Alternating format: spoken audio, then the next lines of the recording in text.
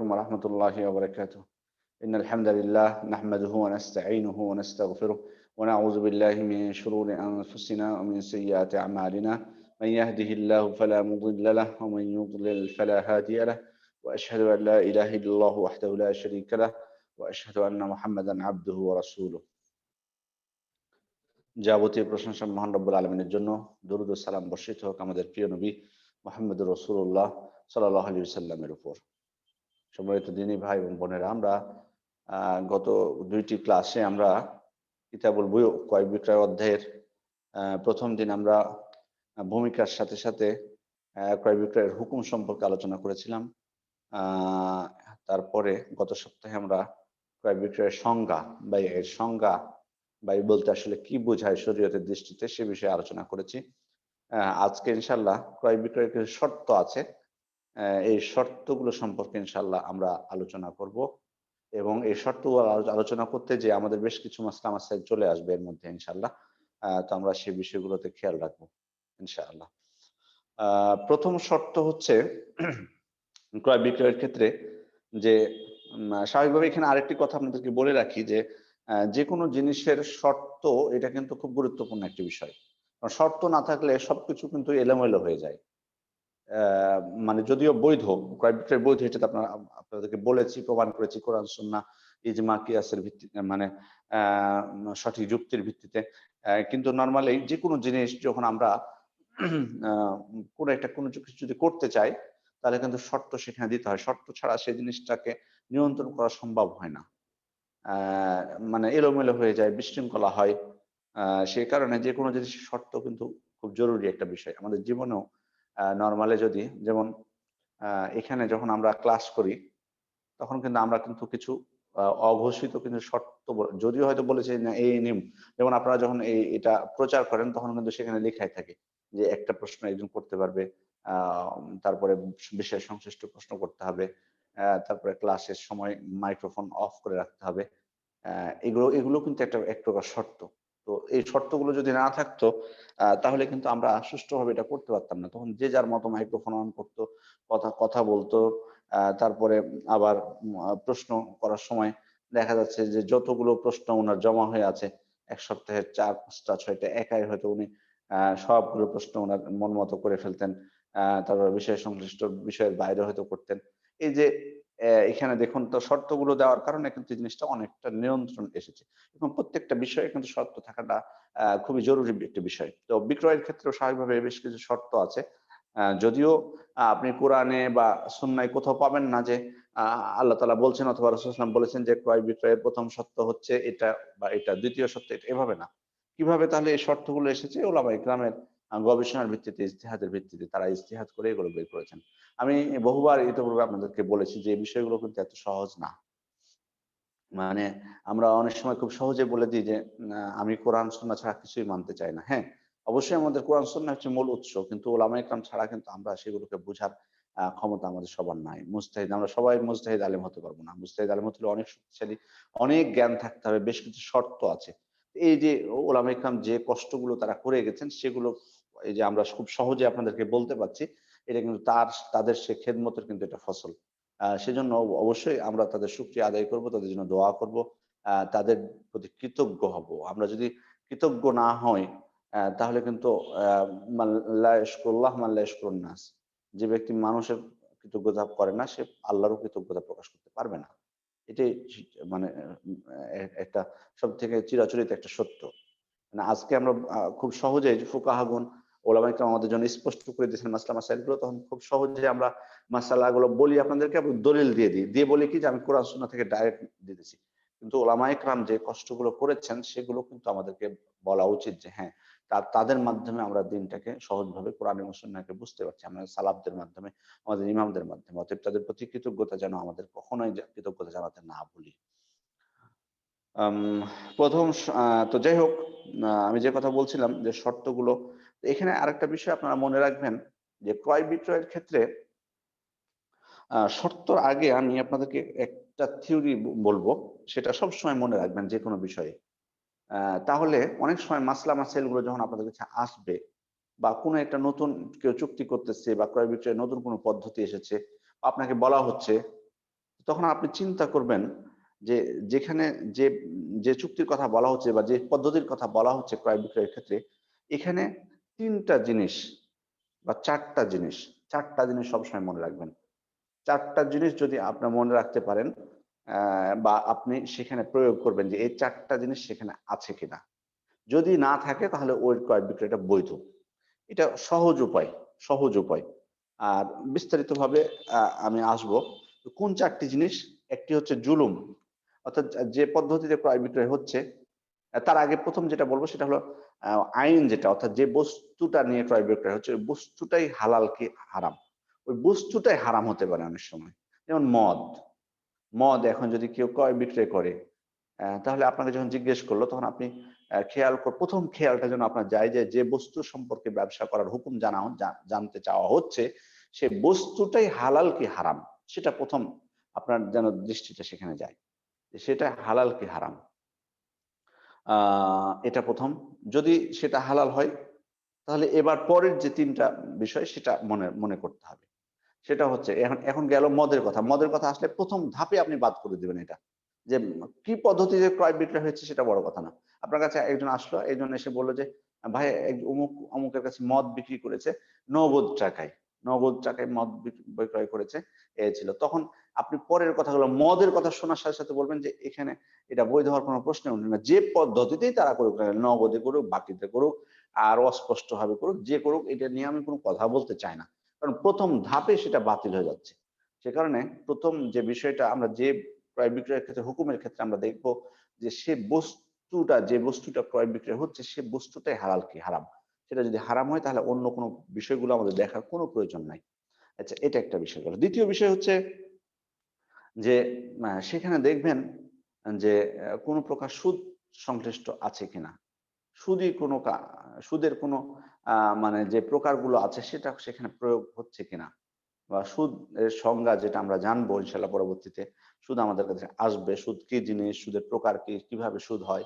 আমরা তো সুদ বলতে আসলে ব্যাংকিং সুদটাকে বুঝি। বা ঋণ দিয়ে টাকা বেশি নিলে এটা সুদ বুঝি। কিন্তু সুদের কিন্তু আরো অনেক প্রকার আছে। যে সেটা আমাদের বোঝা দরকার। আ তো সেখানে অ্যা সে সুদ সে সুদী কোনো কারবার হচ্ছে কিনা সে ক্রয় বিক্রয়ে অ্যা সেটা আমরা খেয়াল করব দ্বিতীয়ত। যদি সুদ সংশ্লিষ্ট কোনো কিছু থাকে তাহলে সেটা বৈধ হবে না। কারণ সুদ আল্লাহ তাআলা হারাম করেছেন। আল্লাহ তাআলা লানত করেছেন। সুদ আ যে যে গ্রহণ করবে, যে দিবে, যে লিখবে, যে সাক্ষী থাকবে সবাইকে লানত করেছেন। তাহলে এটা ২য়। ৩য় হলো যে ওখানে কোনো অস্পষ্টতা আছে কিনা, মাঝহুল কিনা, গরার আছে কিনা, ধোঁকা আছে কিনা, অস্পষ্টতা আছে কিনা এটা দেখতে হবে। যদি অস্পষ্টতা থাকে তাহলে কিন্তু সে ক্রয় বিক্রয়টা বৈধ হবে না। ৪র্থ হচ্ছে জুলুম, কোন প্রকার জুলুমের শিকার হচ্ছে কিনা কেউ, ২ পক্ষের কেউ। উভয় পক্ষ অথবা ২ পক্ষের কেউ জুলুমের শিকার হচ্ছে কিনা। এই ৪ টা জিনিস আপনি দেখবেন। যদি না থাকে তাহলে ক্রয় বিক্রয়টা বৈধ। এটা বুঝে নিতে পারবেন। আমি আবার বলছি ১ম থেকে। এক হচ্ছে যে বস্তুটার ক্রয় বিক্রয় হচ্ছে সে বস্তুটাই আ হারাম কিনা। যদি হারাম হয় তাহলে আর অন্যগুলো দেখার প্রয়োজন নাই। এটা ক্রয় বিক্রয় অবৈধ। ২য় হচ্ছে যে সেখানে সুদ আছে কিনা। যদি সুদ থাকে তাহলে সেটা বৈধ নয়। ৩য় হচ্ছে আ যে সেখানে আপনার আ অস্পষ্টতা কোনো কিছু আছে কিনা, অস্পষ্ট কিনা। আ মানে অর্থাৎ সেখানে বস্তুটাই অস্পষ্ট কিনা। অর্থাৎ কি বস্তু ক্রয় বিক্রয় হচ্ছে সেটাই স্পষ্ট না। সেটাই উপস্থিত না। অথবা মানে যে অর্থ কিসের বিনিময়ে এখানে বিক্রয় করা হচ্ছে, কত টাকার বিনিময়ে সেটাও অস্পষ্ট। সেটাও স্পষ্টভাবে উল্লেখ করা হয়নি। অথবা পদ্ধতিগত কোনো অস্পষ্টতা আছে। যেটাই হোক না কেন, মোট কথা কোনো অস্পষ্টতা থাকলে সেটা বৈধ না। ৪র্থ প্রকার হচ্ছে সেটা হচ্ছে জুলুম। কোন প্রকার জুলুম হচ্ছে কিনা এখানে, কেউ ক্ষতিগ্রস্ত হচ্ছে কিনা।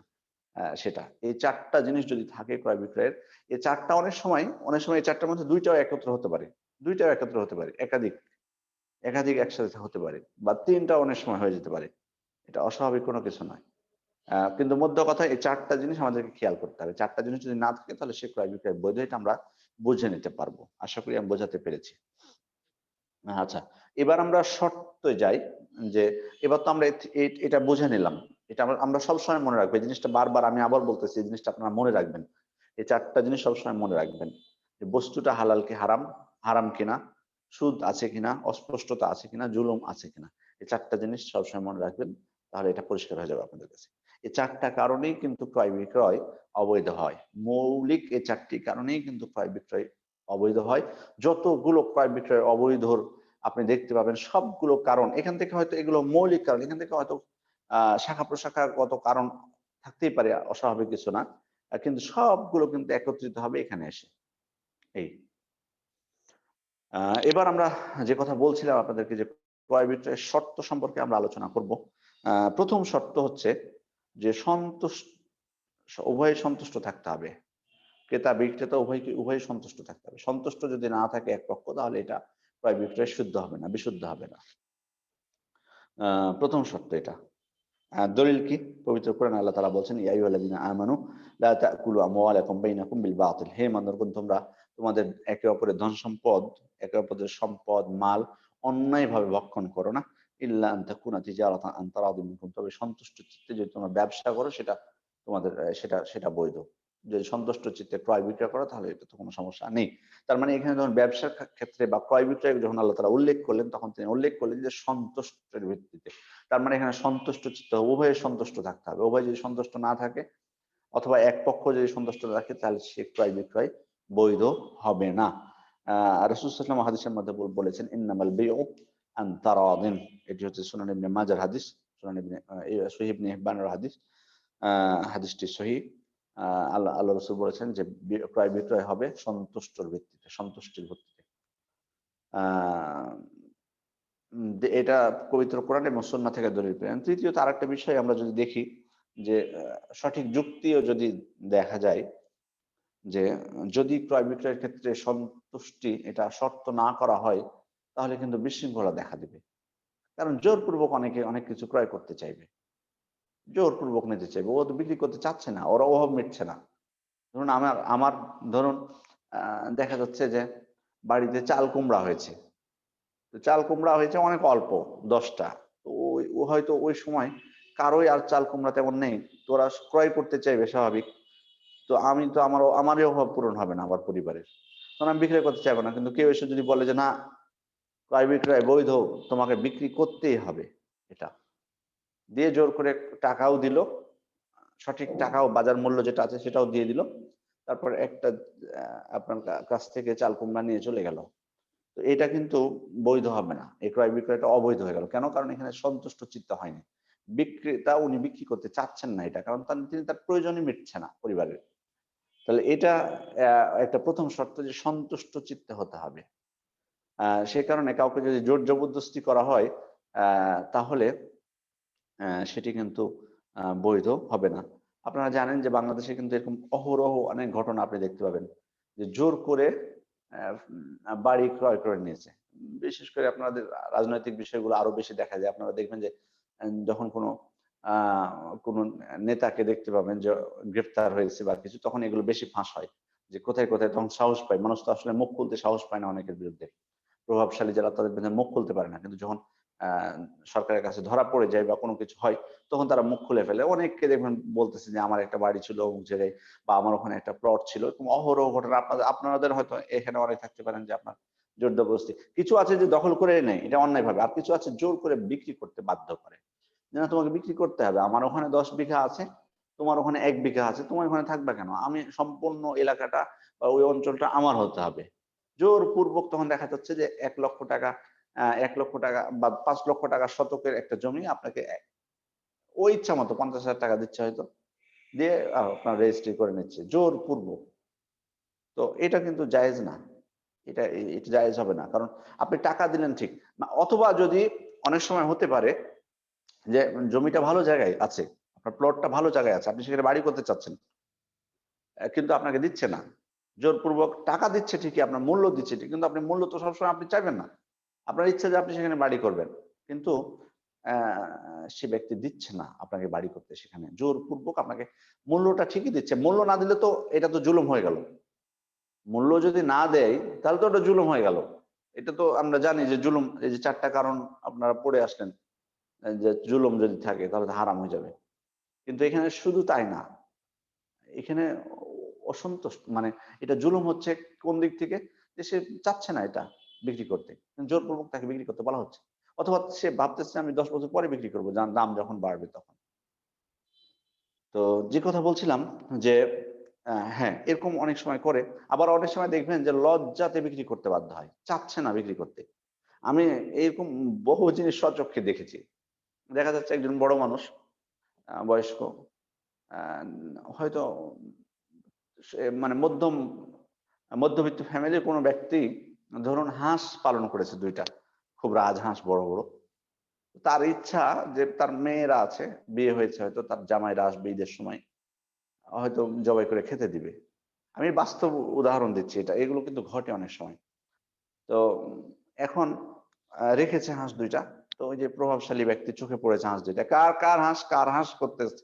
বলে অমুকের হাঁস। বলে, "এই তোমার ২ টা হাঁস কত নিবা বলো?" বললেন, "ভাই আমি বিক্রি করব না। আমার মেয়েগুলো বিয়ে দিয়েছি আমি। আ আরে কি মেয়েটাকে খাওয়াবা কিছু, খাওয়ানো অনেক কিছু। বিক্রি করো।" আ জোর করতেছে না। কিন্তু এই যে বড় ব্যক্তি চলে এসেছে বাড়িতে কিনতে, লজ্জা পেয়ে যাচ্ছে। বলতেও পারছেন না যে না। মানে একবার বলেছে, আবার যখন আপত্তি করেছেন ২য় বার বলতে মানে লজ্জা পাচ্ছে সে। লজ্জার কারণেও যদি হয় এটাও অবৈধ হয়ে যাবে। আপনাকে যতই মূল্য দেখছে, ৳৫০০ র হাঁসে যদি ৳৬০০ ও দিয়ে যায়, দিয়ে কিন্তু লজ্জার কারণে বিক্রি করে থাকে, সন্তুষ্ট তার না থাকে, তাহলে এটা বৈধ হবে না। ক্রয় বিক্রয়টা অবৈধ হয়ে যাবে। আপনারা খেয়াল করবেন এই বিষয়গুলো। এটাও কিন্তু এক প্রকার জুলুম। কিন্তু সে চাচ্ছে না বিক্রয় করতে। তার তো ইচ্ছা নেই। তো এই কারণে আমরা কিন্তু এই কাজগুলো অনেক সময় করে ফেলি। আ এটা কিন্তু মোটেই ঠিক না। আ আপনারা এই বিষয়গুলো বলবেন যারা এই কাজগুলো করে। জোরপূর্বক তো জায়েজই না। যতই আপনি তাকে সঠিক মূল্য দেন। এমনকি যদি লজ্জায়ও সে বিক্রি করে, সেটাও জায়েজ হবে না। সেটাও অবৈধ হয়ে যাবে। এই ক্রয় বিক্রয়টা অবৈধ হয়ে যাবে আপনার জন্য। এটা জুলুম হয়ে গেল তার উপর আপনার। আ তো যে কথা বলছিলাম যে এখানে আ তাহলে বোঝা যাচ্ছে যে সন্তুষ্ট চিত্ত, উভয়ের সন্তুষ্ট চিত্তে হতে হবে। কোন প্রকার জোর জবরদস্তি করে কাউকে বাধ্য করা যাবে না ক্রয়ে অথবা বিক্রয়ে। ক্রয়ে অথবা বিক্রয়ে তাকে বাধ্য করা যাবে না। তবে এখানে একটা ওলামায়ে কেরাম আরেকটা শর্ত যুক্ত করেছেন যে অন্যায়ভাবে যদি কাউকে অন্যায়ভাবে জোরপূর্বক যদি ক্রয় বা বিক্রয় করতে বাধ্য করা হয়। অন্যায়ভাবে। দেখুন একটা শর্ত এখানে আরেকটা বিষয় তারা এই শব্দটি কেন যোগ করলেন? এটা কিন্তু বোঝার বিষয়। আমরা তো এতক্ষণ বললাম যে জোর জবরদস্তি করে বিক্রয় করা যাবে না। আরেকটা শব্দ তারা যোগ করেছেন যে অন্যায়ভাবে জোরপূর্বক ক্রয় বা বিক্রয় করা যাবে না। অন্যায়ভাবে। তার মানে ন্যায়সঙ্গতভাবে জোর দ মানে জোর করা বা চাপ দেওয়া সেটা কি যাবে? ন্যায়সঙ্গত হবে। তার মানে বোঝা যাচ্ছে এ কথা থেকে উনারা বলছেন যে অন্যায়ভাবে চাপ দিয়ে ক্রয় বিক্রয় করা যাবে না। তাহলে ন্যায়সঙ্গতভাবে চাপ দিয়ে ক্রয় বিক্রয় করা যাবে। তাহলে তাদের কথা আ এটা থেকে বোঝা যাচ্ছে এবং এটাই সঠিক কথা। জি। ন্যায়সঙ্গতভাবে জোরপূর্বক। ন্যায়সঙ্গত কিভাবে? এটা আমাদের বোঝা উচিত। আমি যেগুলো উদাহরণ দিয়েছি সেগুলো কিন্তু অন্যায়ভাবে। এবার আমরা আসবো যে ন্যায়সঙ্গতভাবে চাপ দেওয়া বা জোরপূর্বক ক্রয় বিক্রয় করতে বাধ্য করা ন্যায়সঙ্গতভাবে জায়েজ। কিভাবে? ধরুন কোন ব্যক্তি আপনার কাছ থেকে টাকা ধার নিল। টাকা ধার নিল। আপনার কাছে তার বাড়িটি বন্ধক হিসেবে রাখলো। আপনার কাছে ধরুন ৳৫,০০,০০০ ধার নিল। তখন আপনি বললেন যে, "আমি এত টাকা ধার দিতে পারবো না তোমাকে। তুমি কোনো কিছু বন্ধক রাখো আমার কাছে।" তো বলল, "ঠিক আছে, আমার বাড়িটা আপনার কাছে বন্ধক রাখলাম।" বাড়িটা বন্ধক রাখলেন ৫ বছর সময় এখানে অবশ্যই সময় উল্লেখ করা হয়েছে। কত বছর পর দিবা? ২ বছর পর ৳৫,০০,০০০ দিয়ে দিব। ঠিক আছে, বাড়িটা ২ বছর আমার কাছে থাকবে। মানে আমার অধীনে থাকবে। আ যখন ২ বছর হয়ে গেল, তো উনাকে বলছে, "ঠিক আছে, তোমার ঋণটা পরিশোধ করে ফেলো ৳৫,০০,০০০। আমি তোমাকে বাড়িটা ফেরত দিচ্ছি।" তখন উনি বলছেন, "না, আমি পারব না। আমার তো টাকা নেই কোনো। আমি আপনাকে প্রতিশ্রুতি দিয়েছিলাম যে ২ বছর পর ৳৫,০০,০০০ দিয়ে দিব। কিন্তু এখন তো আমার মনে হচ্ছে যে আমি পারব না। আমার তো টাকা নেই। আমি তো এখনো সচ্ছল হতে পারিনি।" হ্যাঁ, এখানে একটা বিষয় আপনাদেরকে বলি যে যদি উনি যিনি ধার দিয়েছেন, উনি যদি তাকে ছাড় দেন এটা ভালো। এটা তো পবিত্র কোরআনে উৎসাহ দেওয়া হয়েছে। আ পবিত্র কোরআনে আল্লাহ তাআলা উৎসাহ দিয়েছেন যে যদি কেউ অসচ্ছল হয় তাহলে তাকে সুযোগ দিও। আর যদি তাকে মাফ করে দিতে পারো তো মাফ করে ভালো। এখানে উনি ধরুন উনারও সুযোগ দেওয়ার মানে পাচ্ছেন না। উনারও টাকার প্রয়োজন। উনি তখন বলছেন যে, "আমি বাবা তোমাকে ৳২,০০,০০০ ধার দিয়েছিলাম।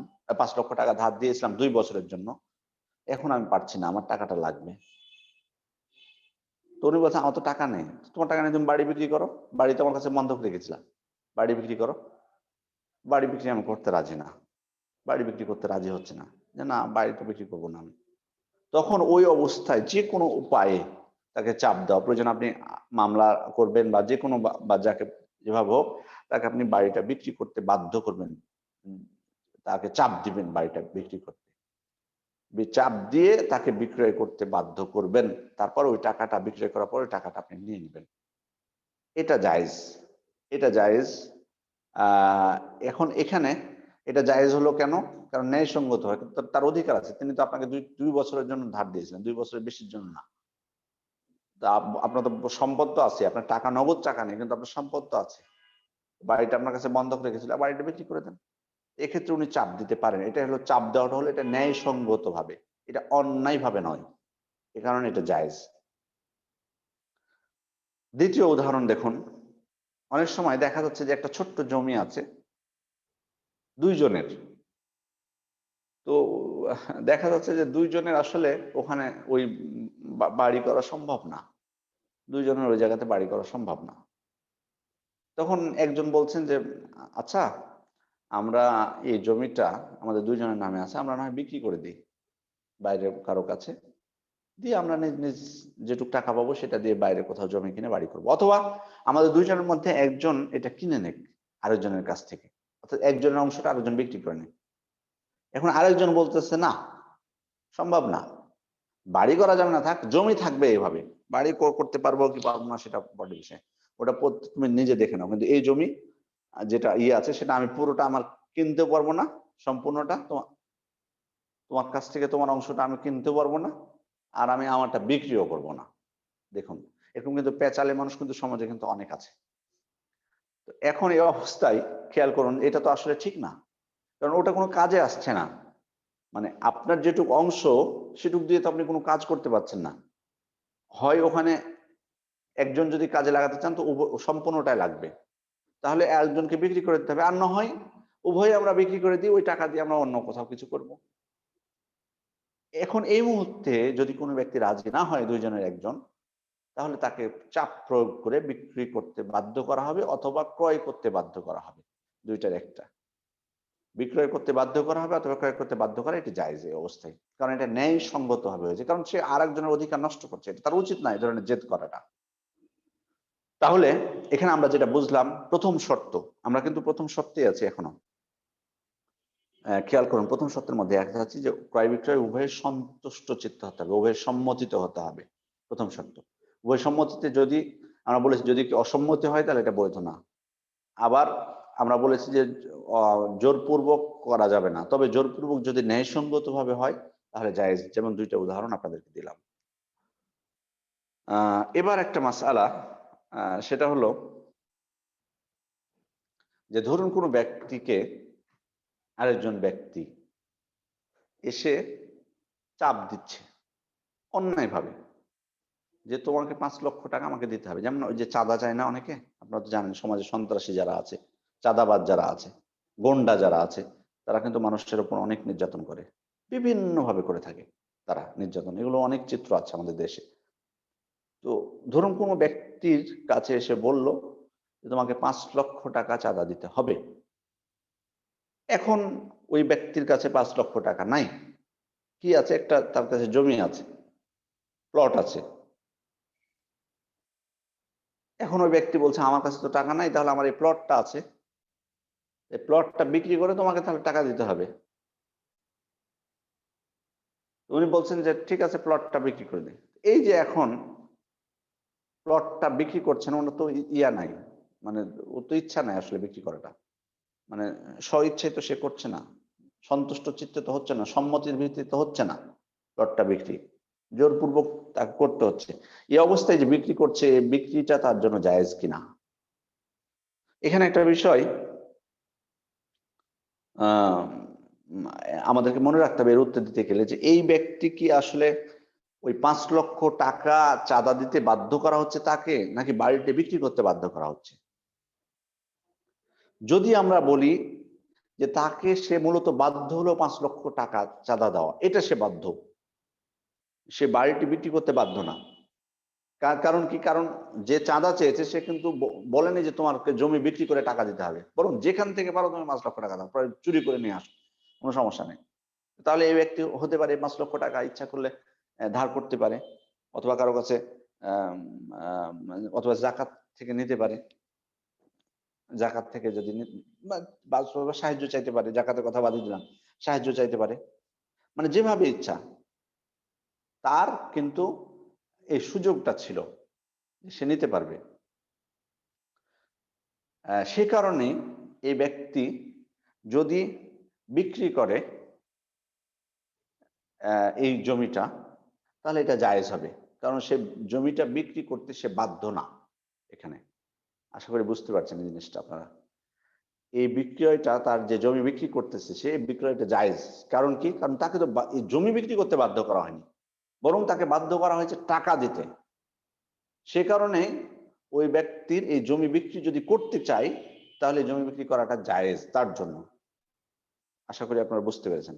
আচ্ছা, এবার প্রশ্ন আসবে যে যে ক্রয় করছে তার কাছ থেকে, ক্রয় যে করবে তার এই ক্রয় করাটা জায়েজ কি জায়েজ নয় তার কাছ থেকে? কারণ এখানে একটা বিষয়, যে স্বাভাবিকভাবে আপনারা জানেন যে এই ব্যক্তি কিন্তু প্রথমত তো বিক্রি করতে চায়নি, কিন্তু সে তো বাধ্য হয়ে এই পথে আসতে হচ্ছে তাকে। প্রসঙ্গটা এখানে। বিক্রয়ের ক্ষেত্রে আমরা আপনারা খেয়াল করবেন, দুইটা যেন এক জায়গায় না হয়ে যায়। প্রথমত আমরা বলতেছি এটা যে ওই ব্যক্তি, তার কাছ থেকে 5 লক্ষ টাকা দাবি করা হয়েছে অন্যায়ভাবে, সে কারণে জমিটা বিক্রিও করছেন।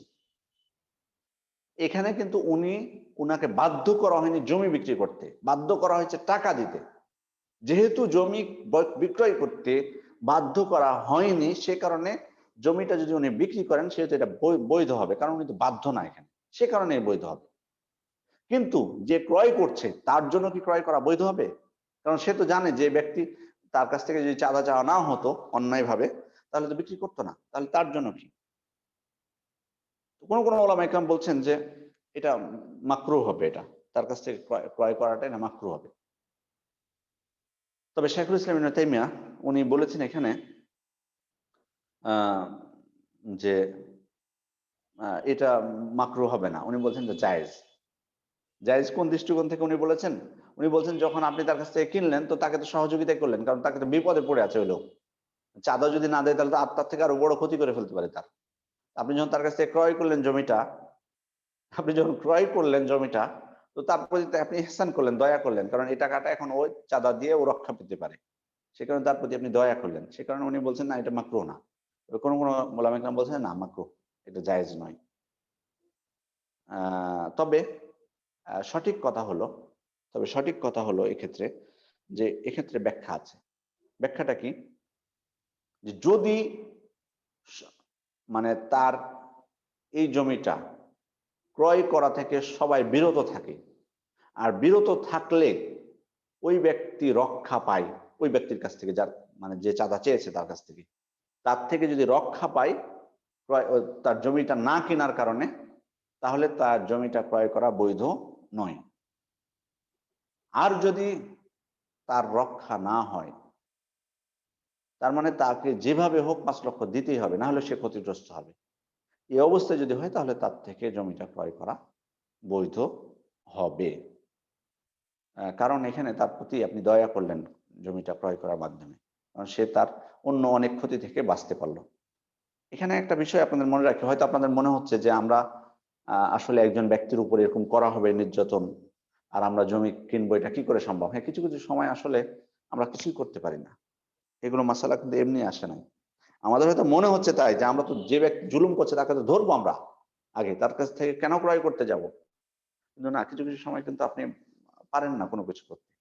তখন আপনার মনে হয় যে না, এই ব্যক্তি বেঁচে থাক, তার অন্য কোনো আর ক্ষতি না হোক, তার বাচ্চাগুলো রক্ষা পাক, সে একজন ভালো মানুষ, সে বেঁচে থাক, আমাদের জন্য ভালো। অনেক কিছু আপনি ভাবতে পারেন, এটা এটা বাস্তবতা। এটা হ্যাঁ, আমাদের যদি সুযোগ থাকে এই ধরনের নির্যাতনকারীদেরকে দমন করার, তাহলে তো আমরা করবোই, এটা তো আমাদের নৈতিক দায়িত্ব। এখন কিন্তু ওইগুলো বিষয় নিয়ে কথা হচ্ছে না, এখানে কথা হচ্ছে যে এই ক্রয় বিক্রয়টা নিয়ে। সে কারণে আমি আবার বলি, প্রথম শর্ত আমরা বললাম যে সন্তুষ্ট চিত্তে হতে হবে ক্রয় বিক্রয়। প্রথম শর্তের আলোচনা করতে যে আমরা বলেছি যে সন্তুষ্ট চিত্তে হতে হবে, এটা পবিত্র কোরআনের আয়াত দ্বারা সাব্যস্ত, হাদিস দ্বারা সাব্যস্ত। সঠিক যুক্তিও সেটাই বলে। কারণ যদি আমরা সন্তুষ্ট চিত্তে শর্ত না করি তাহলে অনেক সময় বাধ্য করা বিক্রি করা হয়, যেটা সেটা সেটা যে জুলুম হয়ে যায়, বিশৃঙ্খলা দেখা দিবে, অনেকে বাধ্য করবে অনেক কিছু বিক্রি করতে, এটা জায়েজ হবে না। আচ্ছা, আমরা বলেছি সেই কারণে কাউকে জোরপূর্বক চাপ দিয়ে বিক্রয় করা, বিক্রয় করতে বলা, বিক্রয়ের জন্য চাপ দেওয়া, এটা জায়েজ নয়, বা ক্রয় করতে চাপ দেওয়া এটা জায়েজ নয়।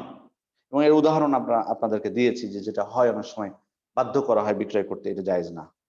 তবে যদি ন্যায়সঙ্গতভাবে বাধ্য করা হয়, ন্যায়সঙ্গতভাবে বাধ্য করা হয় তাহলে এটি জায়েজ।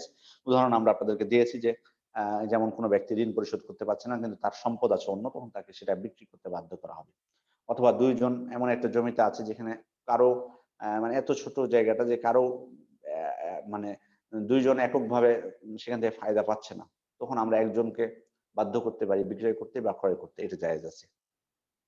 তারপরে যে মাসালা আমরা আসলাম যে কোনো ব্যক্তিকে বিক্রয় করতে বাধ্য করা হচ্ছে না, কিন্তু কোনো ব্যক্তির কাছ থেকে কোনো কিছু অর্থ বা কোনো কিছু দাবি করা হয়েছে, তখন ওই ব্যক্তি কাছে ওই অর্থ না থাকার কারণে যদি কোনো বস্তু থাকে সেটা তিনি বিক্রি করতে বাধ্য কি বাধ্য না? আমরা বলেছি যে বাধ্য না, কারণ তিনি অন্যভাবে টাকা সংগ্রহ করতে পারতেন, সে কারণে তিনি যদি বিক্রি করেন সেটা তার জন্য বৈধ হবে, কারণ এই অবস্থায় উনি বাধ্য ছিলেন না।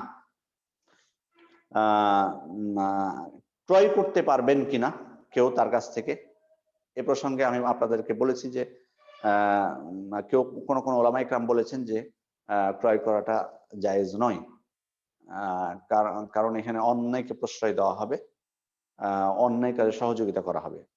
আবার কোন ওলামায়ে কেরাম বলছেন যে না, এটা জায়েজ, কারণ এখানে বরং ওই ব্যক্তির প্রতি এটা ইহসান করা হলো, কারণ তাকে চাপ দেওয়া হচ্ছে টাকার জন্য। আমি এই জমিটা ক্রয় করার মাধ্যমে তাকে টাকা দিয়ে ইহসান করলাম তার প্রতি, যেটা শাইখুল ইসলাম বলেছেন। তবে আমরা বিস্তারিতভাবে বলেছি যে সঠিক কথা হচ্ছে যদি আমরা ওই জমিটা ক্রয় না করলে ওই ব্যক্তি রক্ষা পায়, ওই ব্যক্তি রক্ষায়, ওই ব্যক্তি বলবে যে আমি তো জমি বিক্রি করতে পারছি না, আমার তো টাকাও নেই, জমিটা আছে কিন্তু কেউ নিচ্ছে না, তাহলে হয়তো তাকে ছেড়ে দিতে পারে। এরকম যদি সম্ভাবনা থাকে তাহলে তার কাছ থেকে ক্রয় করাটা জায়েজ নয়। আর যদি মনে হয় যে না, কোনোভাবেই সে রক্ষা পাবে না, বরং টাকা না দিলে অন্য কোনো ক্ষতির সম্ভাবনা রয়েছে, তাহলে তার কাছ থেকে জমিটা ক্রয় করাটা বৈধ তাকে রক্ষার জন্য। এই হলো মাসলা মাসাইল প্রথম শর্তের উপরে। দ্বিতীয় শর্তটা আমরা নিই, সেটা হচ্ছে যে ক্রয় বিক্রয়কারীকে যাদের ক্রয় বিক্রয় করা বৈধ তাদের অন্তর্ভুক্ত হতে হবে, যাদের খরচ করাটা, ক্রয় করাটা বা বিক্রয় করাটা বৈধ তাদের অন্তর্ভুক্ত হতে হবে। ক্রয় বিক্রয় যারা করবে তাদের ক্ষেত্রে ব্যক্তির ক্ষেত্রে কিছু শর্ত আছে। এক হচ্ছে যে তাকে স্বাধীন হতে হবে, কোনো দাস ক্রয় বিক্রয় তার বৈধ হবে না, কারণ তার যে সম্পদ সেটা সেটা তার নিজের নয়, কোনো দাসের সেটা নয়, বরং তার যে মনিব আছে, তার যে মালিক আছে তার এটা। আল্লাহ রাসূল বলছেন মান বা আবদান লাহু মাল ফামালুহু লিবাইহি ইল্লা ইনশতারাতাহুল মুবতা। কোনো ব্যক্তি, এটি সহিহ বুখারীর হাদিস, কোনো ব্যক্তি যদি তার দাসকে বিক্রি করে আর ওই দাসের কোনো মাল সম্পদ থাকে তাহলে এই মাল সম্পদটা হবে বিক্রেতার। তবে ক্রেতা যদি সত্তরপ করে ওই মাল সম্পদের তাহলে সেটা ভিন্ন কথা। তাহলে বোঝা যাচ্ছে যে একজন দাস মানে তার ক্রয় বিক্রয় করার ক্ষমতা নেই বা তার অধিকার নেই, সে কারণে সে যদি ক্রয় বিক্রয় করে সেটা বিশুদ্ধ হবে না। এটা হলো প্রথম বিষয়। আর দ্বিতীয় শর্ত হচ্ছে যে আকেল হতে হবে তাকে, অর্থাৎ তার জ্ঞান থাকতে হবে, মানে পাগল হওয়া যাবে না, পাগল হবে না। পাগল যদি হয় তাহলে তার ক্রয় বিক্রয় শুদ্ধ হবে না, বা পাগল যদি হয় তাহলে তার ক্রয় বিক্রয় বিশুদ্ধ হবে না। তৃতীয় শর্ত হচ্ছে বালেগ হতে হবে, নাবালক হওয়া যাবে না, সাবালক হতে হবে। এই শর্তটি এখানে একটা বিষয়। এবং চতুর্থ আরেকটি শর্ত আছে, সেটা হচ্ছে রশিদ হতে হবে, অর্থাৎ ভালো মন্দের বাছাই করার তার জ্ঞান থাকা। অনেক সময় বালেগ হয়েও যেতে পারে, অনেক সময় হয়ে যেতে পারে, কিন্তু তার ভালো মন্দ যাচাই বাছাইয়ের হয়তো বুদ্ধি নাও হতে পারে। সে কারণে এইটাও একটা শর্ত ওলামায়ে কেরাম করেছেন। তবে এখানে আরেকটা বিষয় যে বেগয়রি ইজনে ওয়ালিহি, অর্থাৎ তার যে অভিভাবক আছে অভিভাবকের অনুমতি ছাড়া পারবে না বিক্রয় করতে। কিন্তু অভিভাবক যদি অনুমতি দেয় তাহলে জায়েজ। কিন্তু কার জায়েজ, অর্থাৎ ছোট বাচ্চার ক্ষেত্রে ক্রয় বিক্রয়ের ক্ষেত্রে যেটা বলা যায় সেটা হলো যে যদি ছোট বাচ্চা বালেগ না হয়, শিশুরা বালেগ যদি না হয়, তাহলে তার ক্রয় বিক্রয় বৈধ হতে পারে দুটা শর্তে। একটা হচ্ছে যে মানে তার বুদ্ধি হয়েছে, তার বুদ্ধি হয়েছে, সে ভালো মন্দ বা হয়তো আপনি দোকানে আপনি পাঠাবেন তাকে কোনো দোকানে, যে হয়তো দেখা গেলো 10 টাকা দিল, জিনিসটার দাম 5 টাকা, 5 টাকা যে ফেরত নিয়ে আসতে হবে তার এই বুদ্ধিটা হয়েছে। অথবা এই জিনিসটার দাম 10 টাকা হতে পারে। আপনি ধরেন একটা চকলেট কিনতে পাঠিয়েছেন, তো দোকানদার তাকে ছোট পেয়ে বললো যে এটা 100 টাকা দাম। তো এখন ও যদি 100 টাকা দিয়ে চলে আসে তাহলে তো বোঝা যাচ্ছে যে ওর সমস্যা আছে মাথায়। এরকম বুদ্ধিটা থাকতে হবে, তার জ্ঞান যে না এই চকলেট গুলো হয়তো 2 টাকা বা 3 টাকা বা খুব হলে 5 টাকা হতে পারে, এরকম। এরকম বুদ্ধি হতে হবে তার, মানে তার ভালো মন্দ বাছাইয়ের তার বুদ্ধি থাকতে হবে, দক্ষ থাকতে হবে। আর দ্বিতীয় হচ্ছে যে অভিভাবকের অনুমতি থাকা লাগবে। আ তৃতীয়ত হচ্ছে অভিভাবকের অনুমতিটা এখানে যে বিষয় সেটা হলো, দ্বিতীয় যে সত্যটি সেটি হচ্ছে যেটা খুব একটা বড় বস্তু হওয়া যাবে না বা বড় কোনো কিছু হওয়া যাবে না, ছোট ক্ষেত্রে। স্বল্প কোনো কিছু, হয়তো একটা আপনি তেল আনতে পাঠালেন বা হয়তো লবণ আনতে পাঠালেন বা কোনো কিছু। কিন্তু যদি হয় যে একটা ফ্ল্যাট বিক্রি করবেন, তখন কিন্তু যেন না হয়। তখন কিন্তু বালেগ হওয়াটা শর্ত। বালেগ হওয়াটা শর্ত। তখন এটা জায়েজ হবে না।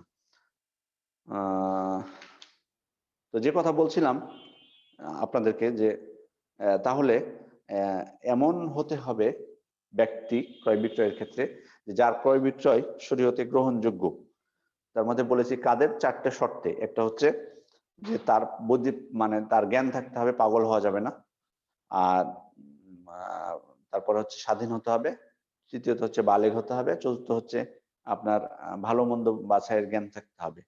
তবে আমরা বলেছি যে যদি কোনো বাচ্চা যে বালেগ হয়নি, সে যদি ভালো-মন্দ বাছাইয়ের জ্ঞান হয়, তাহলে সে আ যে বিষয়ে ভালো-মন্দ এবং ভালো-মন্দ বাছাইয়ের তার জ্ঞান থাকে এবং আ উম ছোটখাটো কোনো জিনিস হয়, ছোটখাটো কোনো জিনিস হয়, বড় কোনো বিষয় না হয়, তাহলে তার জন্য আ ক্রয় বিক্রয় করা জায়েজ আছে। তার জন্য ক্রয় বিক্রয় করা জায়েজ আছে। এই হলো ২ টা শর্ত। একটা হলো সন্তুষ্ট চিত্ত হতে হবে, আরেকটা হলো যে যাদের ক্রয় বিক্রয় শরীয়তে বৈধ তাদের অন্তর্ভুক্ত হতে হবে। আমরা আপাতত আজকে এখানেই শেষ করব আমাদের